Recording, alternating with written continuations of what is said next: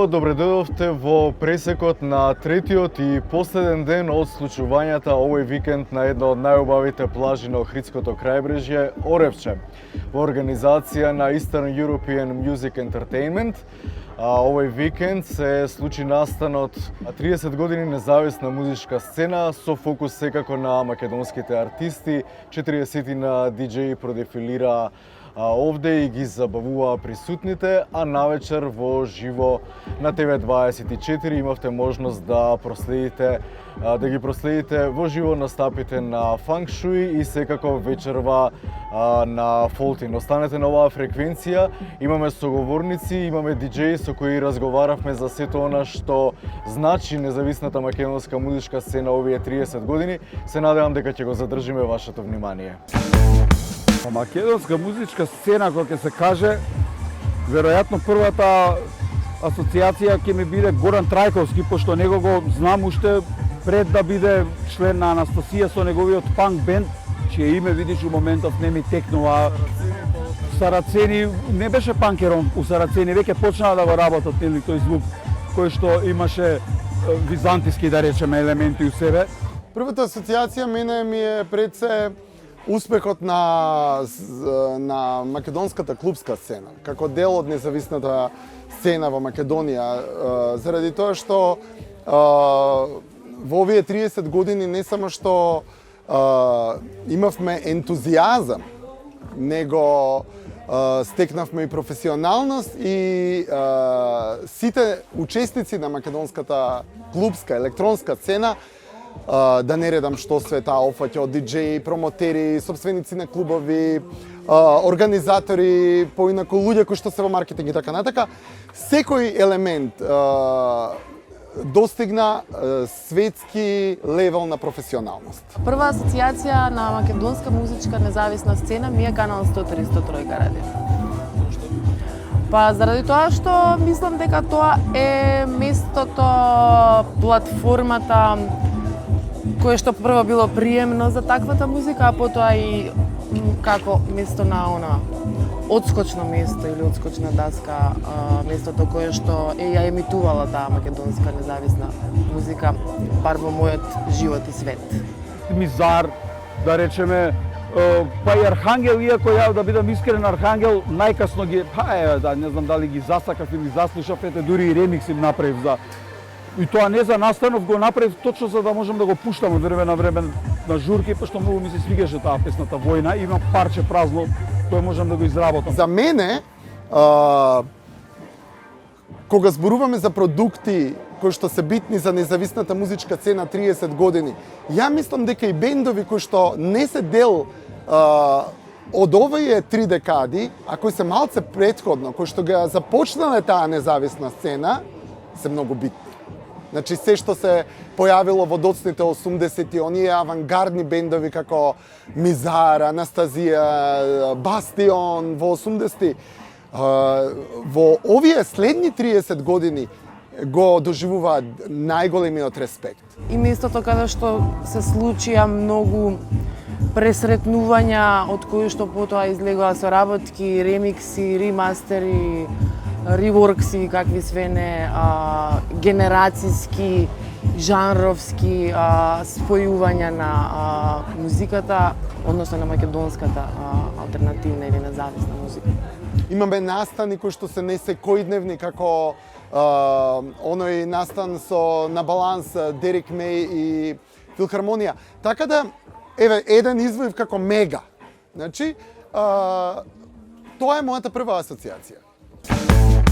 Секоја идам у школа и гледам над зидот кај мене пишува Мизар, зборот као збор. И подоцна дознав дека се бенди, дека некој од зградава моја ги слушал, па ги напишал над зид. Ако збориме воопшто и за рок-н-рол случувањата и за другите жанрови, нели? Не одскокнува во моментов подалеку од светот. Ние не сме непрофесионални.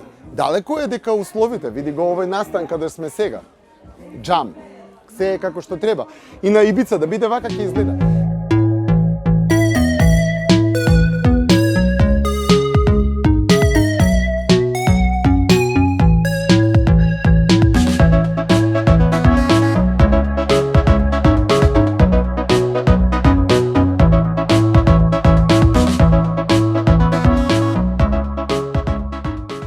Поентата е околу ентузијазмот е оваа работа. Ние кои што сме повозрастни во било кој жанр, го имаме искуството сега да ги водиме работите, да им покажеме на помладите, да им сугерираме. А ентузијазмот го имаат секогаш најмладите. Ние, повозрастните, сме тука буквално да им го дадеме она што нема, да работат без фрустрации, да почувствуваат дека треба да живеат во Македонија и да бидат задоволни со она што го имаат тука, и ако треба да отидат надвор, да не биде тоа печалбарски, туку тоа да биде поради нивната професија. Како што, например, ќе го истакнам, Стојче се иселил од Македонија затоа што во Берлин постигнал успех. Александар Гроздановски беше и живее понатака и наваму натаму по светот затоа што успел. Тоа е она за што ние би требало да се стремиме. Веројатно, почеток на 90-ти би била клучна декада. Јас сум представник на една екипа на луѓе кои што ние, например, кога почнавме да слушаме музика и кога нели се определуваш усредно кон некоја група на луѓе која по музички вкус, да речеме, би се придружил. Ние сме техна генерација, буквално така, заради тоа што ние толку многу сакавме и слушавме електронска музика да у прво време гитари ни беа она као тотално аут и обсолит. Иако се од денешна перспектива на Горан ке се навратам и на сите тие луѓе што работеле гитарска музика, пошто нив стварно сум ги дознал за први, ама ние нив ги рачунавме као ајде батали ги. Па ја мислам дека тоа е од овие 3 декади што ги разгледуваме, втората.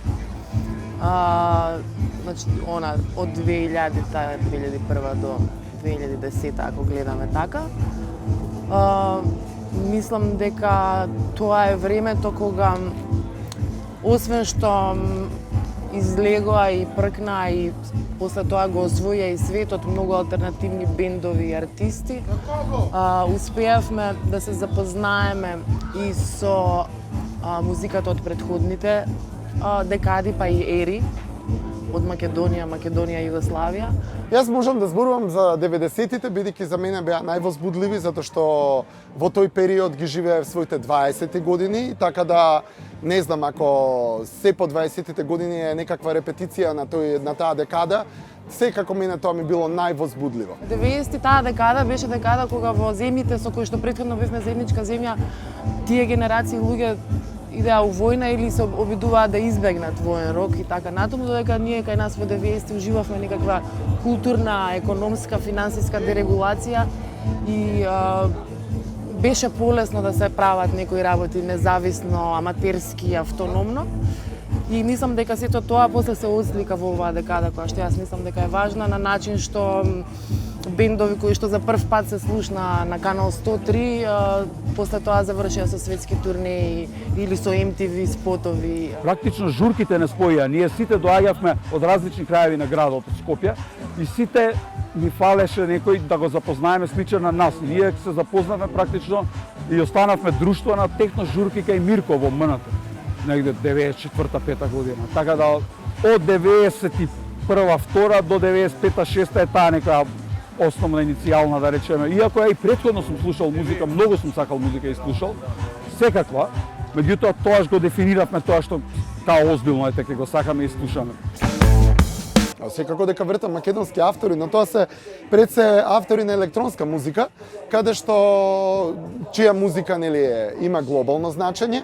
Така да јас лично сум емотивен околу тој момент. У еден момент можам со сигурност да ти кажам дека имавме најквалитетна електронска сцена овдека, не толку можеби како луѓе што прават музика, туку како луѓе што знаат да слушаат музика. Имавме широк спектар на диџеи со многу квалитетен избор.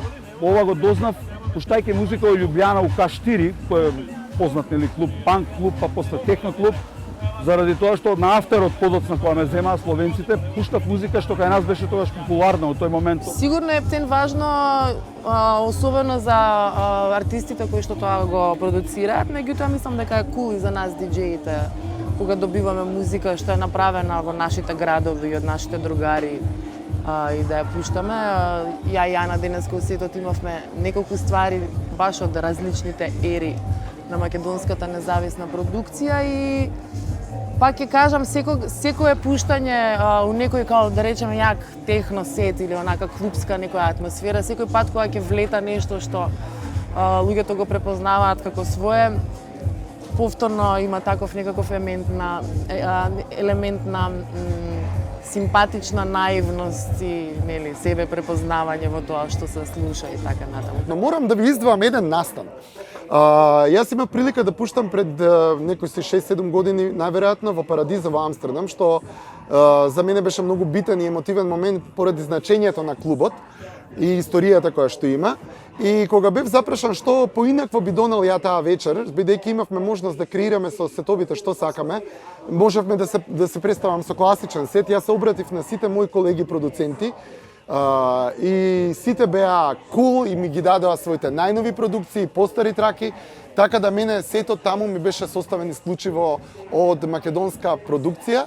Пошто сум роден и израснат во Југославија, да речеме врзан сум општо за ја провлекувам музика од цела таа бивша југословенска сцена, не сум врзан конкретно за македонска сцена, така да фаќам рандом тоа што ќе ми се допадне искрено, да бидам не знам, на Срđan Јул му направи ремикс, да речеме, од Србија на релативно популарна негова песна и други некои, така да сум провлекувал секакви артисти од бившите простори, не биле само македонски. Во последнава декада чувствувам некакво затишје, меѓутоа веројатно поради стотици различни причини, но и мислам дека како многу сцени се случува некаква мини комодификација, наместо да се следат своите пориви, се пратат некои веќе воспоставени форми, не само на продукција на музика, него и на организирање настани, на визуелен идентитет и така натаму. Кај некои артисти и бендови тоа е успешно, кај некои не толку, а до толку повеќе па има некои што се толку успешни, а гледам дека или не сме се потрудили или не доаѓаме до нив. Види, ја имав прилика да работам во најубавото време, во најубавите мои години. Поплава ја правев на 21 година. Тогаш немаше други медиуми кои што се бавеа со оваа култура, така да ја бев интернет на телевизија и луѓето што работеа со мене, имавме можност да презентираме и да бидеме апсолутно 100% пратени. Денес кога е тоа све рештркано, кога интернетот има доминација, гледам дека бркајки брзи пари, брза гледаност, културните содржини на другите медиуми паднаа многу ниско. Така да фалат емисии за култура, фалат емисии за субкултура, фалат емисии кои што едноставно би, дури и во забавните емисии би требало да имаат учество ликовите кои што ја прават културната сцена, оваа независната. Синоќа Фолтин со концерт во Битола на Хераклеа го прославија јубилеот 25 години постоење. Фолтин се во полна свиречка форма и ги имаме вечерва на плажата Оревче. Разговараме со еден од членовите, Бранислав Николов, за сето она што Фолтин представуваат на македонската музичка сцена изминативе 25 години, а по разговорот секако ги гледаме и во живо.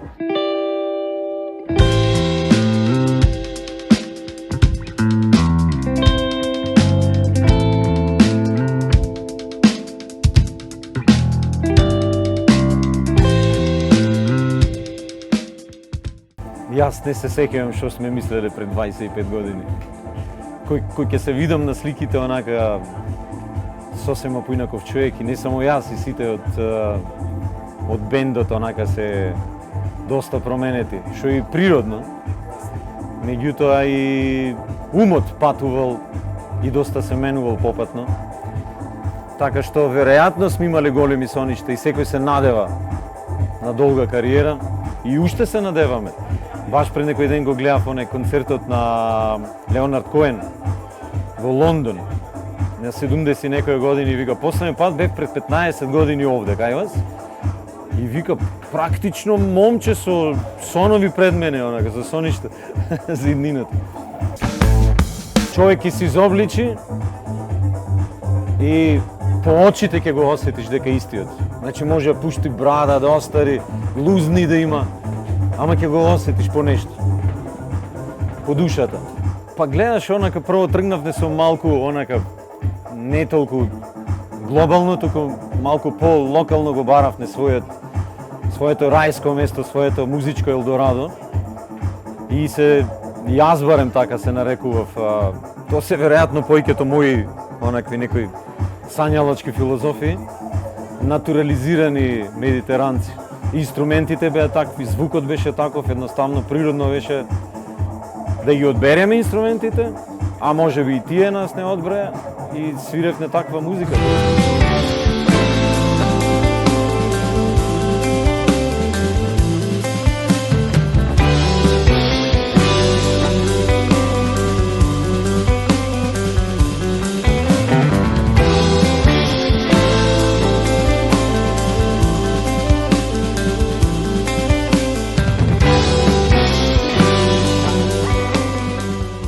Секој млад човек тргнува со експеримент.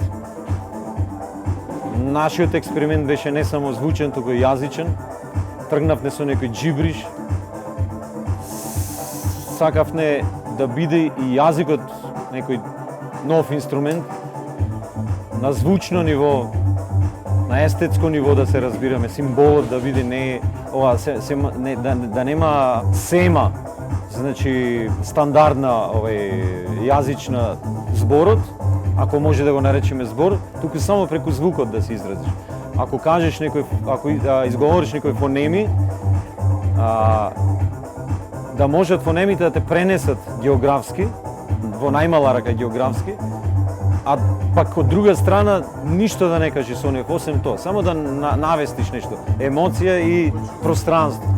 И потоа македонскиот на крајот, кој уште и се надевам ќе трае и понатаму.